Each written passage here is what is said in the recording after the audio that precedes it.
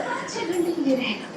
5-6 घंटे में सारा काम करके चला जाएगा। दादी कैसे कार्टून कर दिया है आपने? इसे कम से कम कोई अच्छा इंसान ही ले आते। अरे बेटा ये बहुत ही फर्स्ट क्लास बावर्ची है। वरना खाना बना पाने के लिए क्या मतलब? हर एक फेवरेट चीज बना लिया है इसको, है ना? हाँ बीबी जी। मेरा मतलब बीबी जी। कोई बीवी भी नहीं है तुम्हारी, ठीक है? वही तो है आप। बीबी जी, मेरा मतलब बीबी जी ना, मेरे साथ बीबी जी। मत कराइए। अरे बेटा बस ये लोग मेम साहब को बीबी जी ही बोलते हैं। अरे बेटा वो बीबी जी मतलब मेम साहब, मैडम जी। हाँ ना, तो उसे बता दो मुझे बीवी ना बुलाए। मेम साहब ठीक है मेम साहब बोलो। हमारे अड्डे को बीबी जी बोले, मैं तो वही बोलूँगा। बीबी जी। तुम्हें तो मैं देख लूंगी।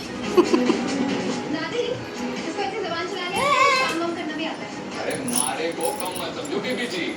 मैंने तो 56 को बना तो मानो बाकी रहे हमारे बस। अच्छा अपनी जबान से फिर अपने हाथों से तुम तारीफ के कितने काबिल हो ये तुम नहीं हम सब डिसाइड करेंगे। एक मिनट रुको। हाँ मैडम ये बात भी सही है।